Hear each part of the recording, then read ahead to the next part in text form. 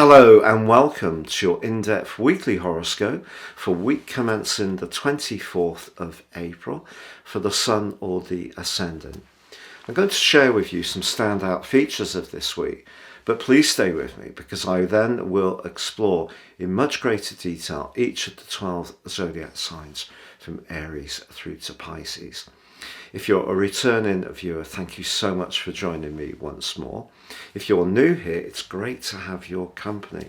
I'd be honoured if you would subscribe. Please click or tap on the bell notification symbol. Also, if you would like to get your free daily horoscope fired to your device each morning, I think I'm pretty unique amongst the YouTube astrologers for offering this service, and I've written them for 28 years. Please see the link below. So this week begins with the Sun aligning with the North Node. The North Node is going to make way on the 13th of July into the sign of Aries, very much to do with initiation. But Taurus, for near to 2 years now, is very much about our values. And because the North Node is our collective understanding or appreciation of values, self-worth, but also money, it's no surprise that when the North Node aligned with Uranus last year, and of course we had that total lunar eclipse on the 8th of November, which was squared up, or T-squared, from Saturn to the position of the Sun and Mercury as it was, but also the Moon and Uranus, we really had a fantastical amount of adjustment to go through during that period. And that's not been easy. There's been a big increase in costs of everyday foodstuffs, which is very much to do with Taurus energy, and also obviously to do with interest rates. So for a lot of people, the cost of renting, mortgages, and food and other commodities such as fuel have skyrocketed, and it's been really challenging. But I think that alliance between the Sun and the North Node is really asking us how we can gain from really trying to understand this situation. And also because Mercury is retrograde, we can think of Mercury retrograde as purely something that's going to create snags and difficulties, or it's an opportunity to drill down into the detail, Mercury's rulership of Virgo, or to have a conversation or a rethink, Mercury's influence through Gemini, to try to find a way to squeeze a bit more out of our budget, particularly because there is a great link between Mercury and Mars in the first 3 days of this week, and Mars is in the part of our situations that's to do with our home, but also our family and domestic setup. So there could be an opportunity there.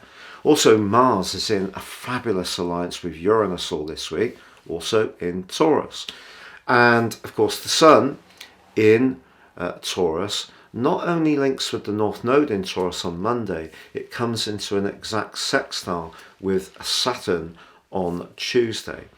I feel what Saturn in Pisces is saying is, what is our accumulative experience that we've gained in life so far? Maybe there are some emotional insights and strengths and robust ability to deal with pressures that maybe we need to reacquaint ourselves with. This is especially so if you haven't had to worry about money on an everyday basis until the last 6 months or so, because I think this has affected so many of us. But if having little money has been something that you've experienced a lot in your life, I feel that what we can gain is certainly through our relationships, because the sign of Taurus is very much about our self-worth and our values. So even if the material world is limited, what we can gain is through conversation. So even though Mercury retrograde has got such a challenging reputation, I still feel that we can turn it to our advantage. However, on Thursday, there is a quarter moon in the glamorous sign of Leo. And Leo can be to do with chance and speculation. And because obviously Taurus can be about everyday money, If there is something that you're tempted towards, if someone explains to you there's some kind of get rich quick scheme, I would be very skeptical. But also, someone could look for our assistance, and it may be someone we've helped in the past, but we may feel that this has become too much of a pattern, and we want to push back so that they realise that and appreciate that help in the past and not just take it for granted. So that can very much be to do with loved ones who might need to be reminded that about the bank of mum and dad is not currently open, or it could be that we need to deny ourselves something that we could have a frivolous desire to consume, but actually will it have any benefit to us? Because Taurus is very much about tangible benefits. So if there is something that you're thinking of buying on a whim from Thursday over the following week, probably best to try to avoid that purchase unless it has some kind of tangible benefit. So this is a week when we are all going to be thinking about our self-worth, our values, and our everyday money, but it's all leading up to the lunar eclipse, which is going to be occurring in Scorpio across the 5th and 6th of May, which is actually going to provide opportunities to turn things round. It's not going to be a panacea. I still think the big reset we're going through is one that's really pushing us to become much more conscious of the use of resources. That's a collective thing, but obviously that's no joke if you're really struggling to eat or heat on an everyday basis. Please stay with me whilst I explore each of those 12 signs, but if you would like to ascend above zodiac astrology and really understand how more serious astrology can work to your advantage in your everyday life, if you do give me 3 pieces of your personal birth data, of time, date and place of birth, I can provide for you your life roadmap report, but also in my special package of 30% off your 12-month forecast, which can give you seeing insights. Don't know your time? I've developed a new package based on the sun, my solar package. Same offer, 30% off, and you get your forecast too. And if you really enjoy watching YouTube videos based on your sun, these will really relate to that very well. The more serious approach to astrology is more based on your ascendant. So if you're really into that, go for the first package with the 3 pieces of information. So Capricorn, your week commencing the 24th of April forecast sees Mercury in its retrograde in the part of your situation to do with socializing and where you're representing your talents and creativity. So there could be some snags, last minute changes of plans. We all know that happens with Mercury retrograde, but there also can be opportunities.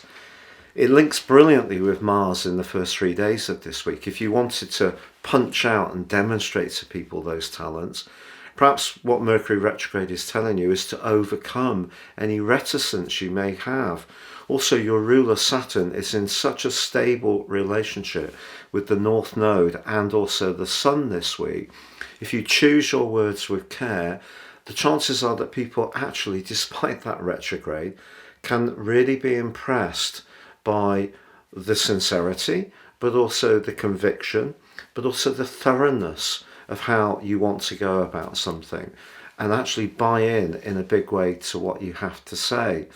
Now, the quarter moon, which occurs on Thursday, does have some challenges to it. The 5th, 8th dimension, very much about being perhaps attracted to someone that you find very magnetic, hard to resist, but not necessarily ideal long-term relating material. Perhaps somebody that you might be drawn to in terms of some kind of encounter that's steamy and very hard to resist.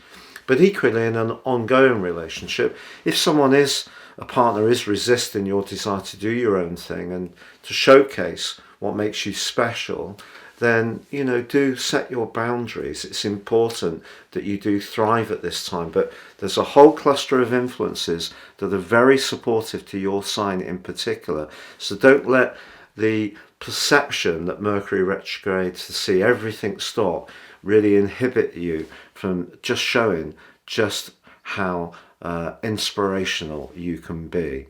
It's been a real pleasure being with you. Thank you so much. Please like, comment or subscribe.